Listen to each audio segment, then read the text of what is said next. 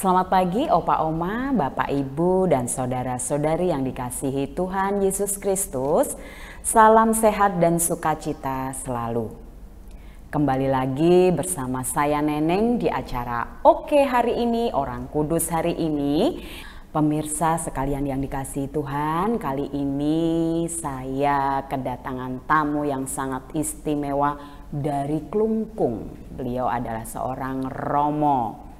Saya juga baru kedua kalinya ketemu dengan beliau. Ya, mungkin pemirsa pecinta Oke Hari Ini, Orang Kudus Hari Ini juga belum begitu mengenal beliau ya. Mari kita sama-sama kenal lebih lanjut ya. Kita sambut Romo Oris. Selamat pagi Romo Selamat pagi. Oris. Bagaimana kabarnya hari ini? Puji Tuhan, baik. Mungkin ini Neneng belum kenal lebih dekat dengan Romo ya, belum pemirsa di rumah juga belum kenal lebih dekat dengan Romo, mungkin baru pertama kali melihat Romo juga ya. Mohon perkenalkan diri Romo, kegiatannya bagaimana, terus karya pelayannya di mana Romo. Silahkan Romo.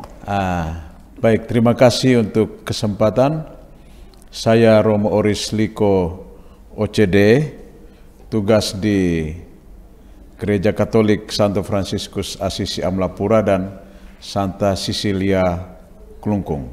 Wah, jauh-jauh dari Klungkung ya. Selamat datang Romo. Terima kasih ya.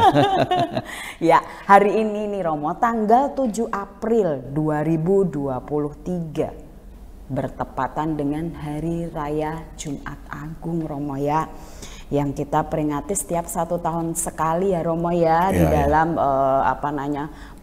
perputaran liturgi kita ya Romo.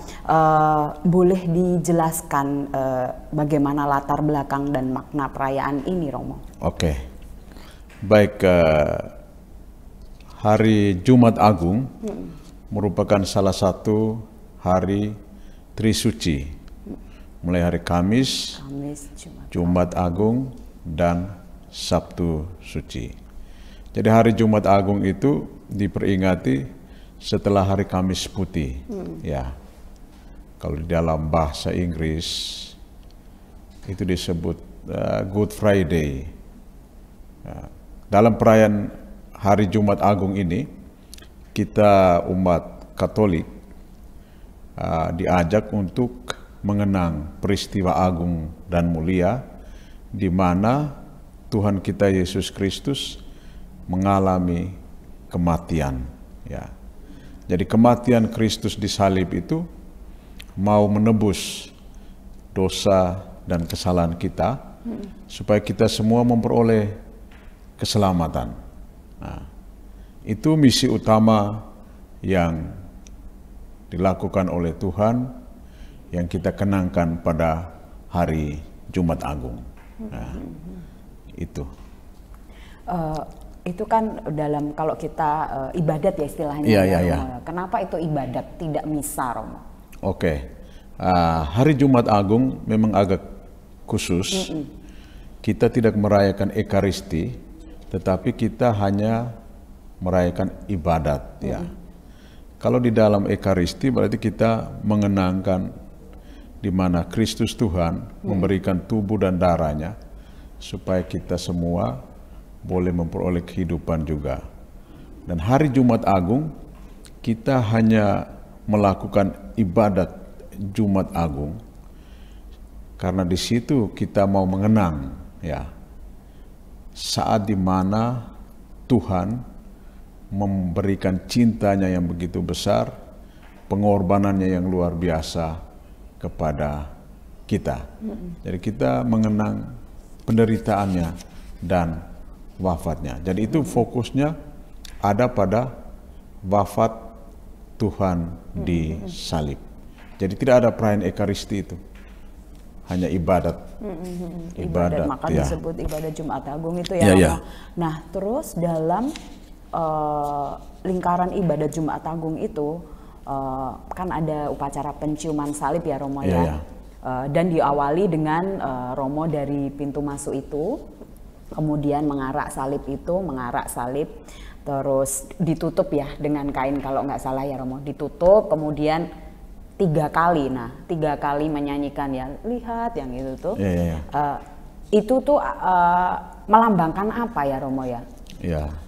Kok harus dari pintu masuk kenapa diarak ke altar gitu loh?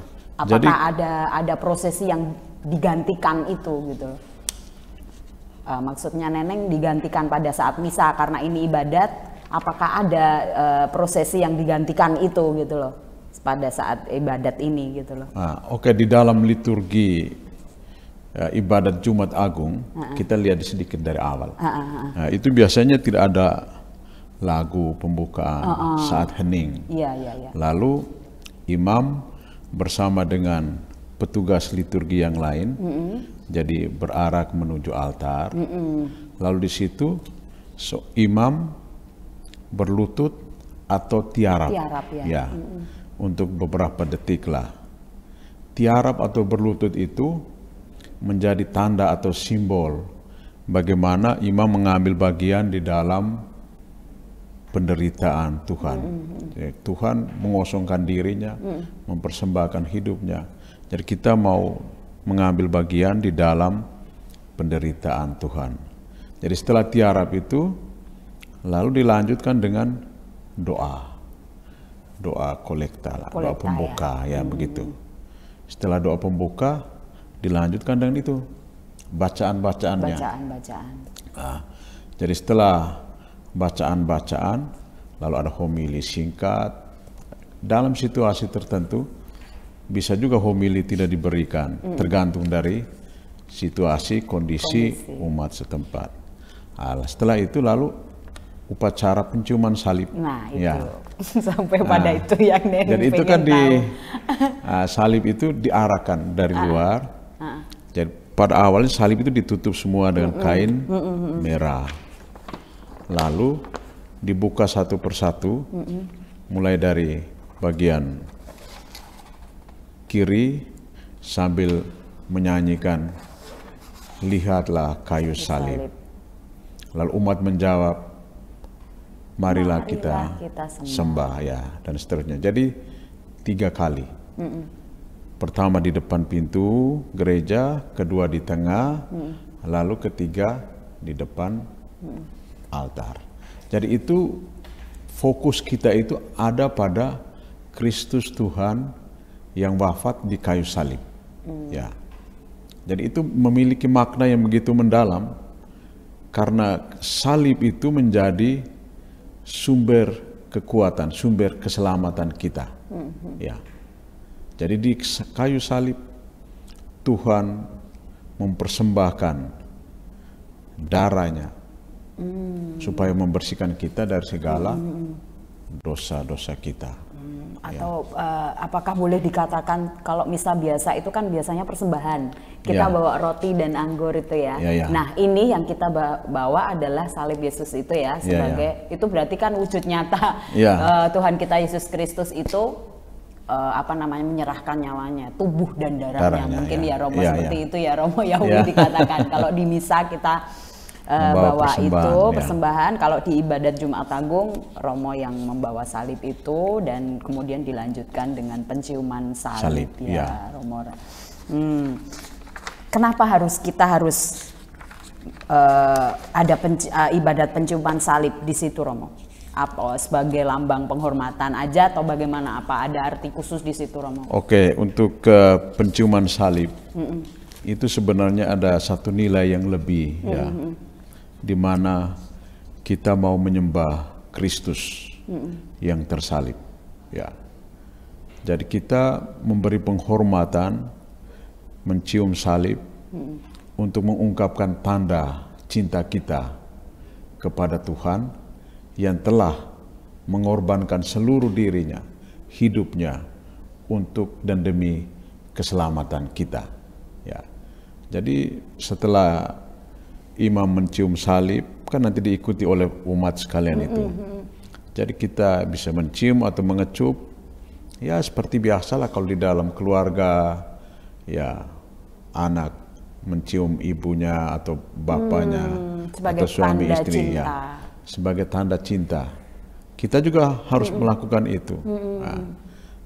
tanda penghormatan, tanda cinta kita yang begitu besar kepada Tuhan. Karena Tuhan sudah memberikan cinta dan pengorbanannya yang luar biasa kepada kita.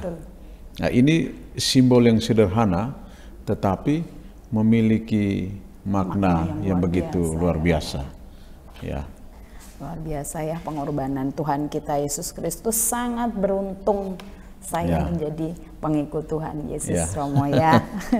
Ya, Romo, terima kasih atas kehadirannya hari ini, telah berbincang mengenai Hari Raya Jumat Agung ya, berbagi pengetahuan yang sangat luar biasa. Bahkan ada beberapa yang Neneng baru tahu nih hari ini, tepat pada Hari Raya Jumat Agung. Nah Romo, sebelum kita tutup acara Oke Hari Ini Orang Kudus hari ini, Neneng mohon untuk Romo berdoa. Oke, marilah kita berdoa.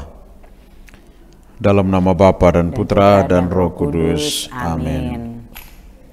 Allah Bapa yang Maha Kuasa dan Kekal, kami bersyukur dan berterima kasih kepadamu karena Engkau telah mengutus Putramu, Tuhan kami Yesus Kristus, yang datang dan tinggal di tengah-tengah kami.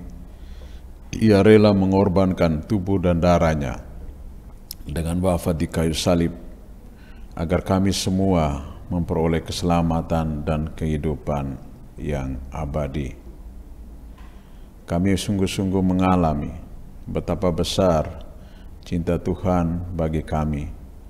Oleh karena itu, dengan rendah hati kami mohon, semoga kami diberi kekuatan untuk mampu memikul salib-salib kehidupan kami setiap hari, sambil memandang Kristus yang tersalib, karena Dialah yang menjadi sumber kekuatan, sumber keselamatan kami. Dialah Tuhan dan pengantara kami. Amin. Tuhan bersamamu dan bersama rohmu. Semoga kita sekalian senantiasa dibimbing, dilindungi, dan diberkati oleh Allah yang Maha Kuasa, Bapa dan Putra dan Roh Kudus. Amin. Terima kasih Romo Terima Oris. kasih. Baik pemirsa yang dikasihi Tuhan, sampai jumpa di acara Oke Hari Ini Orang Kudus hari ini selanjutnya.